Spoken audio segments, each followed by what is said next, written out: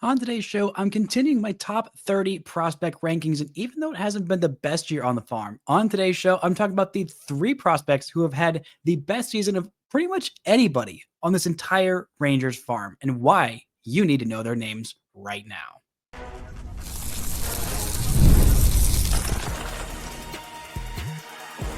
You are Locked On Rangers, your daily Texas Rangers podcast, part of the Locked On Podcast Network, your team every day. You are locked onto the Texas Rangers, the first and best daily Rangers podcast. I'm Bryce Patrick, a cripplingly addicted Texas Rangers fan, covered this team for 12 seasons, including all 7 as the founder and host of this podcast. Thank you all so much for making Locked On Rangers your first listen every single day. If you're not already, you can follow me on Twitter at Bryce Patrick. You can follow the show at Locked On Rangers. Hit subscribe on your favorite podcasting platform and on YouTube, where the best way can help grow the show is to comment nearly any single thing below. Now, on today's show, I'm continuing re-ranking my top 30 Rangers prospects at the midseason. On yesterday's show, I talked about the draft, day 2, who the Rangers got, something you need to know about every single Rangers draft pick. I also talked about 10 different prospects, which was 27 different guys to talk about. Maybe a little bit much. Today's show should be a little bit shorter, but honestly, the 10 in the middle chunk here are the guys who I might be the most excited to talk about in this whole Rangers system. I'm not going to really talk about anything in the All-Star game with Home Run Derby. Both those were very fun little swing off, but with no Rangers participants, I felt like this is a better use of my time. Now let's pick up where we left off. On yesterday's show, I talked about the first 10, 21 through 30 in my top Rangers prospect rankings. So now we are starting with number 20, 19-year-old outfielder Braylin Morel. He is in the Arizona Complex League. He signed in 2023 for just a little bit, $97,000, not a huge bit of the Rangers bonus pool money.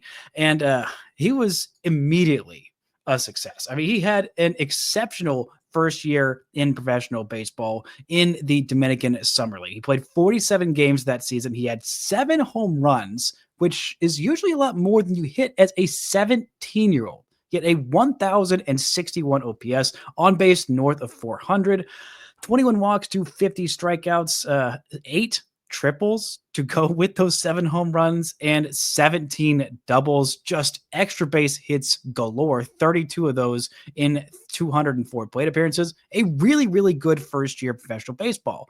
Mostly a corner outfielder, played, I believe, 1 game of center field that year. Not really a glove first guy, mainly a bat first guy for sure. He follows that up with his stateside debut. Comes to the Arizona Complex League as an 18-year-old, 2 years younger than the average player in that league. Pretty good promotion. 41 games that year, just shy of 200 plate appearances at 182. He hit over 300 on base, north of 400, slugged 575, 7 bombs, 5 triples, 10 doubles, 21 walks to 47 strikeouts with 12 stolen bases. So he added some speed to his game with just 2 times caught stealing versus 2 for 4 the year before. Then this year, I thought he might get the promotion to full season ball. That did not happen. He is 19, still in the Arizona Complex League. And this year it's been a bit of a downturn, actually quite a bit of a downturn for him. He is still playing basically just corner outfield spots. He's hitting 267, which is 40 points lower than he did last year at the exact same level. The on base is 104 points lower.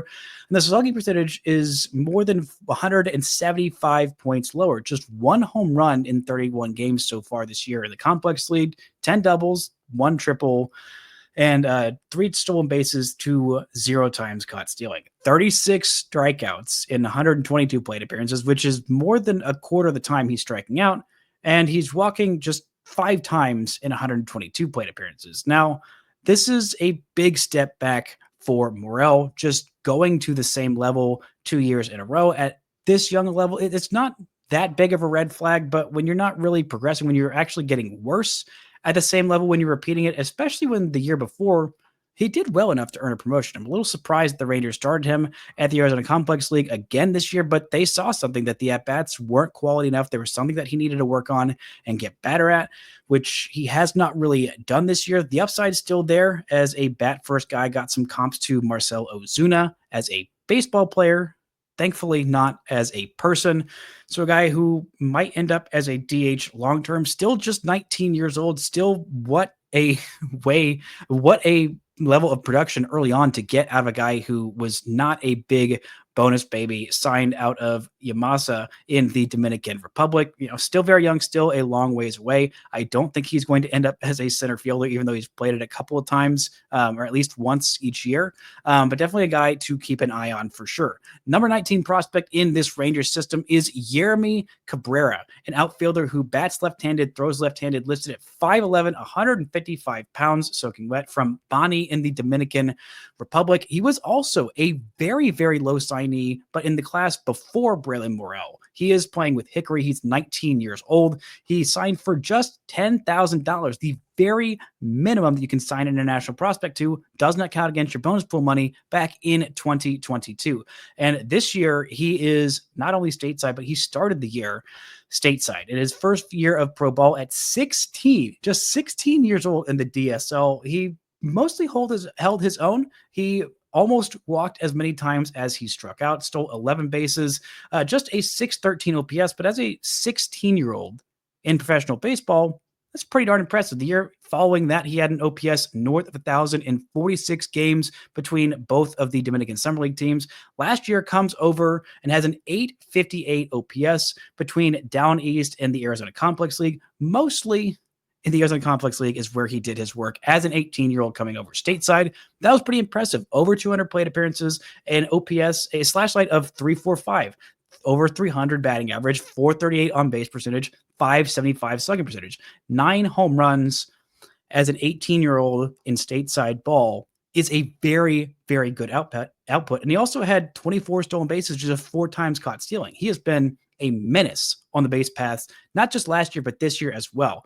Now in Down East, those numbers dragged his overall season totals down significantly. 23 games in Down East versus 49 in the Complex League, a 545 OPS. The batting average was sub 200. The slugging percentage was sub 250. He was just a couple points shy of a 300 on base percentage, but he was walking less. He was striking out a little bit more. Not an egregious strikeout rate by any means, but only 4 extra base hits in 94 plate appearances. Not quite the level of production he had in the year before. This year, it's been better. The on-base is his carrying tool as well as that speed. He's still got a little bit of pop playing all 3 outfield positions. So far, he has played 122 games in center field. He has played 60 in right, 32 in left field, and he's been an absolute menace on the base paths again this year, even more so than in any year before it. He's hitting below 250, but the on-base is 362 as a 19-year-old in full season ball. That's pretty darn impressive. 4 home runs, 6 doubles, 1 triple, and a 362 on base percentage with 31 steals to just 2 times caught stealing. This guy has got some loud tools. If he can grow into his body just a little bit more, not particularly tall, but if he can get, add 15, 20 pounds or so, I doubt he's still 155 pounds, but that is not necessarily the strongest, biggest fellow out there, but still pretty darn impressive for him in his first full season of full season professional ball. Number 18 prospect on this list, Anthony Gutierrez, who was not a small bonus signee. He was a big bonus signee, just shy of $2 million in the class of 2023. He is 20 years old, Anthony Gutierrez. He's a guy who the Rangers have had some pretty high hopes for. He's repeating the year at high A. Last year, it was with Hickory. Now it is the Hub City Spartanburgers. Last year is 3 years younger than the average player. The on-base and the slugging percentage were north of 300 in a very, very pitcher-friendly league. But he did some damage in the Dominican Summer League his first year as a professional back in 2022. He had a 946 OPS in 103 plate appearances as a 17-year-old, made it to stateside ball as an 18-year-old, a 681 OPS combined with some time in Down East, mostly in Down East and a little bit of time in the Complex League. Last year between Hickory and the Arizona Complex League, he played 76 games just shy of 300 plate appearances with a 631 OPS. Now, the tools are a lot louder than it's playing in games right now. His career high for a season in home runs is 4. He did that as a 17-year-old. In 2023, only played 84 games, just 2 home runs. Last year, just 1 home run and a shoulder injury. Really cut his season short. This year in Hub City, he's got a 325 on base percentage and has been pretty menacing on the base pass, 31 steals to just 6 times caught stealing. The tools are very much there. He's still 2 years younger than the average player at high A. He pretty much just jumped right over that. After that 1 year in Down East, he jumped right up to Hickory and, just needed a little bit more seasoning at that level. A guy who has a pretty advanced approach and plays all 3 outfield positions. Where he ends up sticking long term, we'll see. He's listed at 6'3", 180 pounds. So again, still very young, still has some room to grow into that body and have a little bit more power and start driving the ball, pulling it in the air with authority, which he hasn't really done to this point in his career. But the Rangers are still very high on this kid. Coming up, we're going to talk about the Rangers' biggest bonus baby in this year's class, who is already making a splash at 17 years old, with a name that's very fun to say. That and more right after this. This show is brought to you by Supply House. Get the supplies you need from the site that's made for the skilled trades. Supply House.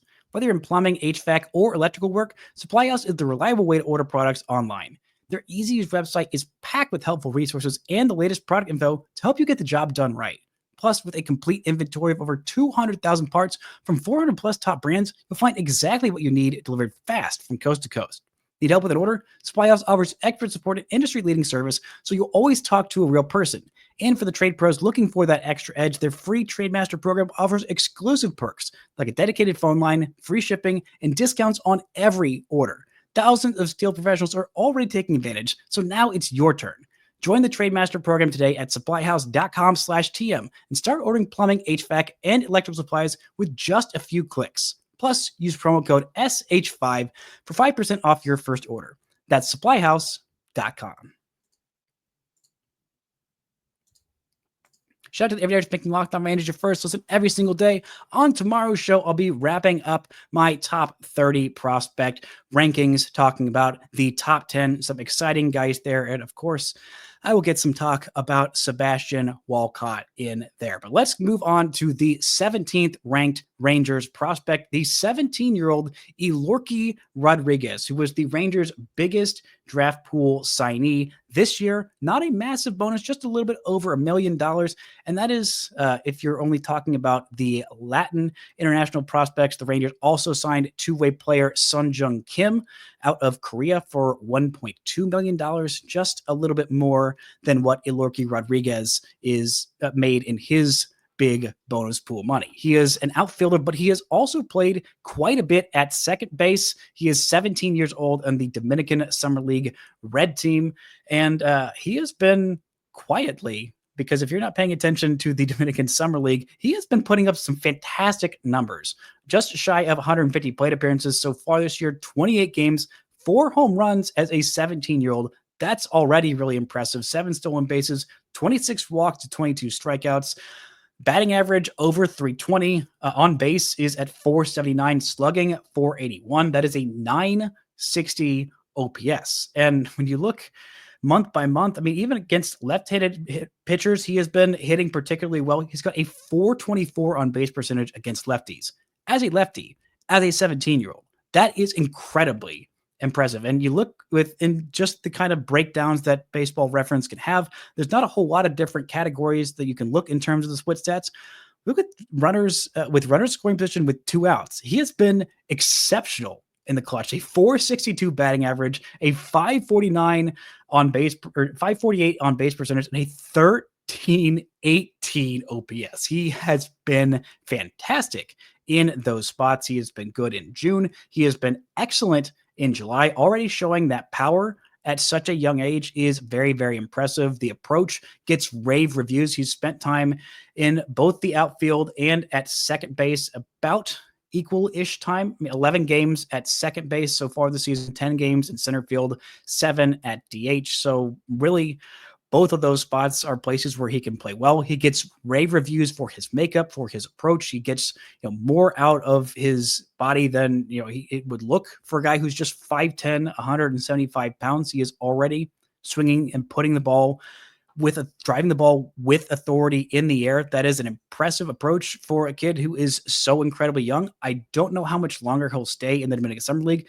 Maybe he'll be there for the entirety of the season. The next season come over for stateside ball in the Arizona Complex League. But he has been very, very impressive with what he's done so far in his first pro season. The number 16 prospect in this Rangers prospect list is David Hagaman.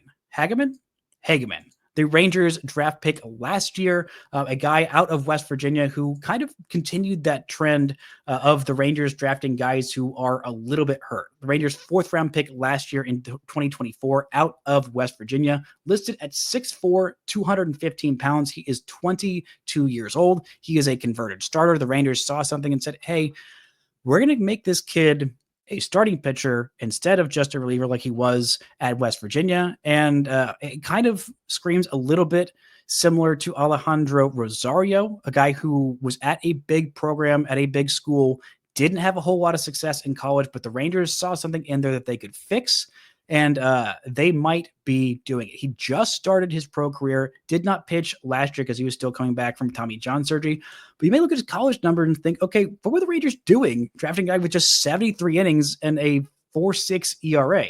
Well, he had 11 Ks per 9, a little bit of an issue with the walks at 4.5 per 9. But so far in 6 pro starts, again, not a big sample size between the Arizona Complex League and the Carolina League. He's got a 4.02 ERA in 15 2/3 innings, 21 strikeouts to just 3 walks. And he's been much more impressive than his numbers would indicate in those 3 starts with Hickory. His first start, he went 3 no-hit innings, struck out a couple, allowed a walk, didn't allow any runs. Second outing, not quite as good. Couple of strikeouts, couple of walks, 4 runs, all of them earned in an inning and 2/3. And then his last outing, which was on the 13th, 4 innings, just 2-run ball, no walks, 5 strikeouts with 45 pitches thrown. Pretty economical bit for him there. The Rangers are banking on that athleticism. He's got a little bit more room to add some weight because he's still big and very athletic and projectable. And I think the Rangers might have found something there. They might not have, but I trust what they've done the last couple of years in terms of their development. Next guy on this list, number 15, Paulino Santana, an 18-year-old outfielder from the Dominican Republic. He was given some, I think, pretty unfair comps in MLB Pipeline to Julio Rodriguez as a guy who could just quickly jump through the system, which has not happened as of yet. The numbers have been fine, not particularly impressive, but fine. He's ranked as the number 8 prospect in MLB Pipeline. I think that's a bit aggressive with what he's done so far. More of a sum of his parts than just a raw toolsy guy. He's 18 years old, listed at 6'2", 180 pounds. He is in the Arizona Complex League, and he's been pretty good. Last year, he had an 829 OPS, a very impressive 465 on base percentage in the Dominican Summer League, 52 walks to just 38 strikeouts to go along with a whopping 0 home runs, but 10 total extra base hits and 20 stolen bases. This year, he's added on those home runs. He's got 19 walks to 60 strikeouts, 7 stolen bases, 4 dingers, 3 triples, 8 doubles, a 712 OPS in stateside ball at the Arizona Complex League. It's been fine. Not the best, but pretty fine and still very young. Still a lot of projection there for Paulino Santana. Number 14 prospect in this Rangers system is David Davalillo, a guy who was not considered a top prospect until really last year. He kind of started jumping on some radars early on in the season. He is 22 years old. He is pitching with the Frisco Rough Riders, but last year he really burst onto the scene, leading all of minor league baseball with a 188 ERA in 22 games pitched. 21 of those were starts, 110 and a third innings, 113 strikeouts, just 2.5 walks per 9, more than a strikeout per 9, 0.2 home runs allowed per 9, just 3 homers all year long in 110 and a third innings. And he was also a lot younger than the average level that he was at. He had a 179 ERA in 80 innings at Down East. Then he got promoted to Hickory, where he was also very, very good. A 210 ERA in 5 starts there, where he went at least 6. He averaged exactly 6 innings per start and only 1 home run allowed in those 30 innings, just 2 home runs in 80 and a third innings in Down East. And then this year, he started at Hub City in High A at 22 years old, and he got even better. 212 ERA in 11 starts there, 51 innings. Not going as far in terms of innings per start this year, but he's still been pretty darn good. A 203 ERA in now 3 starts in Frisco. He is 2.5 years younger than the average pitcher in the Texas League, 14 strikeouts in 13 and a third innings. And he's allowed 1 or fewer runs in all but 2 outings as a professional this year. 14 starts, only 2 of those he's allowed 2 or more runs. One of those he's allowed 2, one of those he's allowed 4. The other ones he allowed 0 or 1. Those were the last start that he made in High A Hub City. He allowed 4 runs and an inning and 2/3 there. And then he allowed a couple of runs in his first start in Double A. But outside of that, this kid has been fantastic. He's got a couple of different fastballs, mostly in the low 90s. He's got 2 different breaking balls, a bunch of, as Tepid Precipitation said on Twitter, wiggly stuff. He's got really good feel for it, got really good feel for his splitter, which is a really good swing and miss pitch. The slider is more of a sweeper, more nasty against right-handers. Not really a pitch he would throw that much to left-handed pitchers, but he fills up the zone. He doesn't beat himself with walks, doesn't have the nastiest stuff, but he knows how to pitch. And him being 22 years old and already making it to Double A and putting up some pretty darn good numbers. And by the way, the Rangers signed him back in 2023 and 2022 for just $10K. Just $10K, because the Mets signed him for $30K the year before, and then they voided the deal. The Rangers got him for $10K, and he led all of minor league baseball in 2024. And while he might not do that again this year, he is on pace to have even a better season than that. Coming up, we're going to talk about the fastest riser in the system and a guy who the Rangers got for the Mariners for a trade that could look very, very lopsided sometime here very soon. All that and more right after this. This show is brought to you by Monarch Money. Ever wish managing your money felt easier? Well, with Monarch Money, it can be. Whether you're growing your savings or planning a big purchase, Monarch puts you in the driver's seat. It's like having your own personal CFO, giving you full visibility and control over your finances. Monarch Money is more than just a budgeting app. It's a complete financial command center. You can track all your accounts, investments, and spending in one place. So in addition to managing your money, you're also building wealth. When I started using Monarch, I realized, wow, I'm spending a lot of money on takeout. I don't need to spend this much money on takeout. And with Monarch, they made it so easy to just look at where my finances are, track some big spending, start building some savings, and realize my spending patterns. So take control of your finances with Monarch Money. Use code LOCKEDONMLB at monarchmoney.com for 50% off your first year. That's monarchmoney.com, code LOCKEDONMLB for half off your first year. Shout out to the Everydayers making Locked On Rangers your first listen every single day. On Friday's show, I'll be back looking ahead at this second half. What are some things, and talking about what some things are that this Rangers team can do to get in the hunt, stay in the hunt, and more importantly, keep themselves from being sellers at the trade deadline. Now, we left off with the number 14 prospect in this Rangers system, and we are moving on to the number 13 prospect in this Rangers system, a guy who the Rangers drafted just last year and has been pretty darn fantastic. That is Devin Fitz-Gerald. Not Fitzgerald, Fitz-Gerald. He was the Rangers' 5th round draft pick in 2024 out of Marjorie Stoneman Douglas High School in Parkland, Florida. He was part of that Stoneman Douglas team that won 4 state titles in a row. This kid is a winner. He is a coach's son. He is insert whatever overused trope about scrappy white guy who is, gym rat, first in, first out, gets more out of his tools than the tools themselves might indicate. Not a guy who is projected to hit for a lot of power. Not a guy who is projected to be, particularly fast or whatever on the base pass. And already he has been making a big splash. At 19 years old, he was drafted last year. He plays shortstop slash third base slash second base, mostly just shortstop this year. He is a switch hitter listed at 5'10", 185 pounds out of Boca Raton, Florida. And he started the year in the Arizona Complex League. A hamstring issue kind of made his start to his career a little bit later than he would have wanted. 31 games for him in the Arizona Complex League. He hit 6 home runs, had 5 stolen bases, a 318, 423, 542 slash line with a 965 OPS. He was on fire. Oh, by the way, he also had more walks than strikeouts in that span. That got him promoted to high or low A Hickory. Gosh, the Hickory thing is going to take me a minute to actually finally get that right. But he is a year and a half younger than the average player in the Carolina League in Down East. He's played, or in, no, not Down East, no longer Down East. Eventually my brain is going to get that, I swear.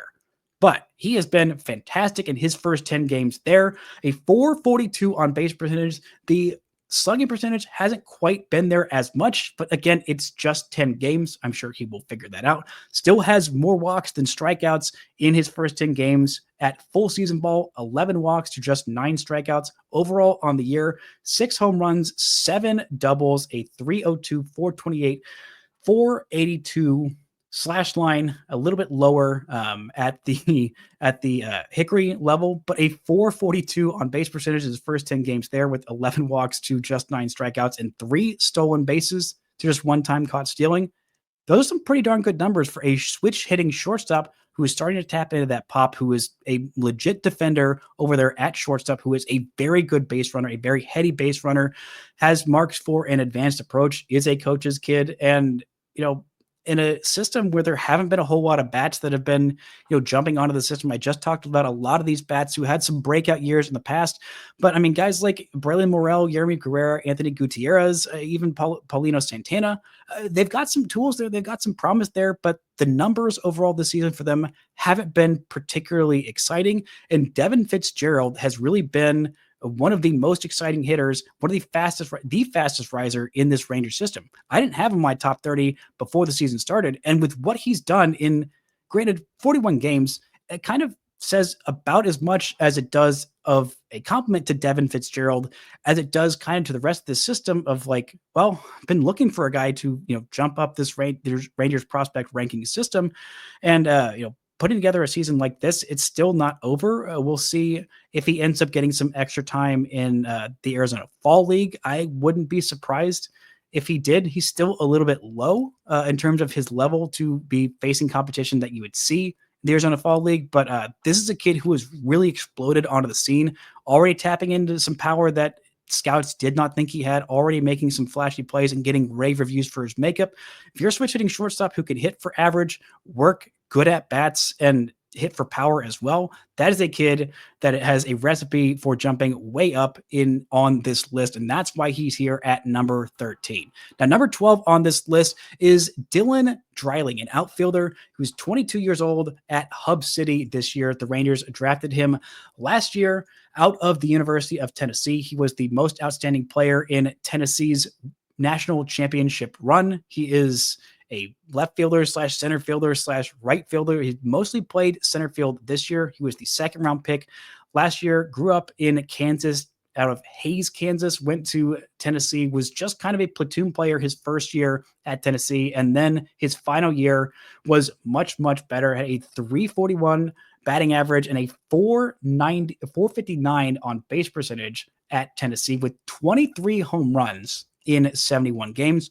The power has not been there as much in professional ball. Last year at Hickory, at 21 years old, at Advanced A, he hit just 198, but a 340 on base percentage and slugged below 300, a 619 OPS with just 1 home run in 24 games and a little bit over 100 plate appearances. This year in 67 games, just shy of 300 plate appearances. The home run pop has been there a little bit more, 8 homers, 10 doubles, 1 triple. The batting average is still pretty low. It's, again, a very pitcher-friendly environment in that South Atlantic League as of late. I mean, you look up and down that entire Hub City roster on their baseball reference page. There's not a whole lot of offense to be spoken for there. But again, the advanced approach, the walk rate is pretty darn good at a 12% walk rate for him, a little bit higher than 12%, and 11 stolen bases in 14 attempts. So a guy who is definitely a bat first prospect. Him playing a lot more center field this year shows that the Rangers believe in his defensive aptitude. 40 games in center field this year, just 21 games in left field. Last year, it's 19 games in center field to just 4 in left. He played a lot more corner outfield. I don't think he played center field twice at Tennessee, and that was back in 2023. Outside of that, every other game that he played was in the outfield for those Volunteers. He is a pretty polished product. Again, I'm not in love with this type of profile. I think eventually he's a fourth outfielder, but I think he will get to the big leagues. It's not been the prettiest season for him so far this year. But again, he's making progress and he's showing those advanced tools, and him having a little bit higher of a ceiling. If he's going to play a defensive premium position, that I think that really elevates his profile more than what he's really done on the field this year. And if the Rangers believe in him as a center fielder, that really raises his stock, because again, he's not particularly young for the level. He's just barely below the average player in the South Atlantic League at 22 years old, but still, there's some room for upside there. And if he's playing a better premium position than I thought he was when the Rangers drafted him last year, then that's definitely a reason to rise his stock. But again, him being the number 12 prospect in this Rangers system and me not being all that high on him, I think kind of speaks to about where this system is right now. Now, the last guy I'm going to talk about today, the number 11 prospect in this Rangers system, right-handed pitcher, Jose Corniell. He's 22 years old, and whenever he gets healthy again, he is going to be pitching for the Frisco Rough Riders, and I cannot wait to see him. The Rangers acquired him back in 2020 in a trade with the Seattle Mariners for Rafael Montero, a reliever who just popped up, and the Rangers got a guy very, very low who actually had not played professional baseball to that point just yet. Started in the Arizona Complex League and had a time. He pitched in the Arizona Complex League that year, but in 2022, he really, he started to show a little bit of that promise, had a bit of a high walk rate, still was showing those strikeout numbers, but in 2023, that is really his breakout year. Had a 2.92 ERA and 101 2/3 innings that year, 10.5 strikeouts per 9, fewer than 3 walks per 9.